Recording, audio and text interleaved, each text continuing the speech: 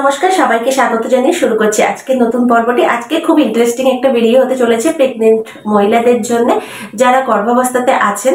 তো গর্ভাবস্থা অবস্থাতে অনেকের মনে এই কোশ্চেনটা থাকে যে এই সময় মিলন করা যায়, সহবাস করা যাবে, সেক্স করা যাবে, ইয়েস অর নো। তো দেখুন, এই সময় সেক্স করাটা একেবারেই সেফ হয়, কিন্তু কখন কখন এটা হয় না সেটা অবশ্যই বলবো। তার জন্য ভিডিওটিকে সম্পূর্ণ আপনাদের দেখতে হবে, স্কিপ একদমই করবেন না, কারণ খুব সংক্ষিপ্ত হবে এই ভিডিওটি। ভালো লাগলে ভিডিওটি অবশ্যই লাইক করবেন, আপনার হিসেবে যাকে শেয়ার করা দরকার একটা শেয়ার করবেন, সাবস্ক্রাইব করবেন আমার পাশে থাকতে হলে। আর অবশ্যই আপনাদের জন্য আমি খুব তাড়াতাড়ি একটা লাইভ সেশন শুরু করতে চলেছি, একটা লাইভে আসবো যেটাতে সমস্ত রকমের কোয়েশ্চেন অ্যান্সার থাকবে। আপনারা আমাকে কমেন্টে যে কোয়েশ্চেন আনসার গুলো লেখেন, কোয়েশ্চেনের আমি রিপ্লাই আনসার দিতে পারি না, কেন কি ওটা কখনো কখনো স্প্যামে চলে যায়। অবশ্যই আমার পাশে থাকবেন, আর লাইভটা দেখার জন্য একটু চ্যানেলটার উপরে ফলো করবেন। আসুন ভিডিও দেখতে যাওয়া যাক। প্রেগনেন্সির মধ্যে কি সেক্স করা, সহবাস করা যায়? অবশ্যই যায়, এটাতে কোনো রকম ক্ষতি হয় না।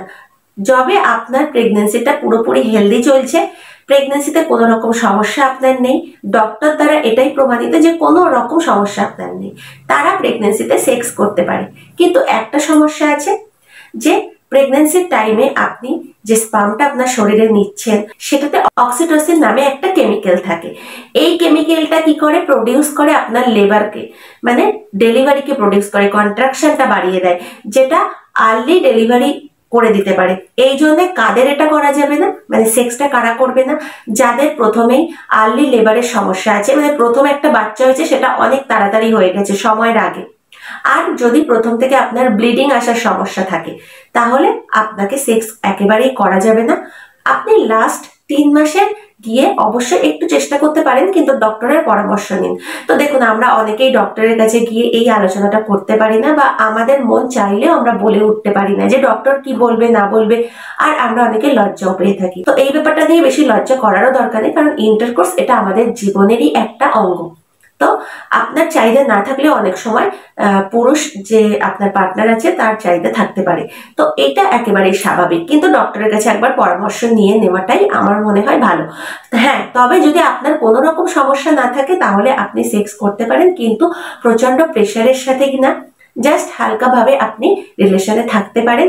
আর হ্যাঁ, আপনি একটু খেয়াল রাখবেন আপনার কোনো সমস্যা আছে কিনা। দেখুন, বাচ্চার উপরে কোনো এর এফেক্ট পড়ে না, কারণ বাচ্চাটা ইমিউনিটি ফ্লুইডের মাধ্যমে, ইমিউনিটি ফ্লুইড দিয়ে বাচ্চাটা ঢাকা থাকে পুরোপুরি।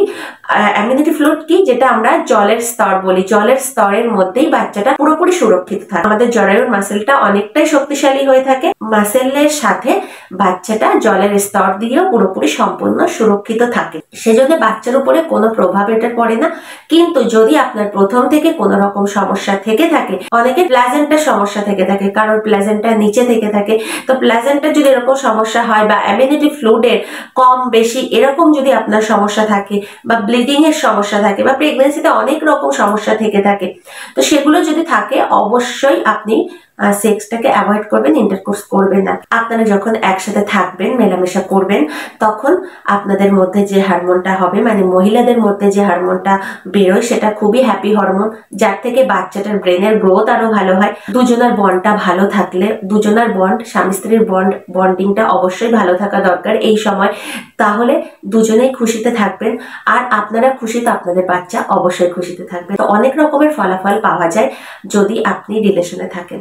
তো যারা রিলেশনে থাকে তারা দেখবেন তাদের ব্রেস্ট মিল্কে কোনো সমস্যা হয় না, তাড়াতাড়ি ব্রেস্ট মিল্কটা প্রডিউস হয়, তাদের শরীরে তাড়াতাড়ি এই যে হরমোনটা আমাদের দরকার ব্রেস্ট মিল্কের জন্য, সেটা তাড়াতাড়ি প্রডিউস হয়। যারা রিলেশনে থাকে না তাদের একটু ব্রেস্ট মিল্ক আসতে দেরি হয়। এটা সবার ভিতরে হয় এটা আমি বলবো না, কিন্তু এটা রিসার্চে দেখা গেছে 30% মহিলাদের মধ্যে যারা রিলেশনে থাকে, সেক্স করে, সহবাস করে, তাদের এসে যায় ব্রেস্ট মিল্কটা তাড়াতাড়ি। তাদের এই নিয়ে কোনো সাফার করতে হয় না বাচ্চাকে দুধ খাওয়ানোর জন্য। অনেক কিছু এরকম ভালো ভালো দিক আছে যদি আপনি রিলেশনে থাকেন, কিন্তু শরীরের কোনো প্রবলেম নিয়ে অবশ্যই থাকা যাবে না। লাস্টের 3 মাসের প্রেগনেন্সি একেবারেই সেফ হয় সেক্স করা, কিন্তু প্রথম 3 মাসে যেটাতে একটু সেটেল ডাউন করে প্রেগনেন্সিটা, তখন একটুখানি টাফ হয়, বা আপনাদের সেক্সটা তখন একটু অ্যাভয়েড করাই উচিত। তো এই ছোট্ট একটা ভিডিও ছিল আপনাদের জন্য, আশা করছি ভালো লাগবে। ভালো লাগলে অবশ্যই একটা লাইক করবেন, কমেন্ট এসে বলতে ভুলবেন না, কোনো কিছু ডাউট থাকলে শেয়ার করতে ভুলবেন না, পাশে থাকতে হলে অবশ্যই চ্যানেলটিকে সাবস্ক্রাইব করবেন। তো আসুন আজকের মতো এটুকু, আবার দেখা হচ্ছে অন্য কোনো ভিডিও নিয়ে। ধন্যবাদ।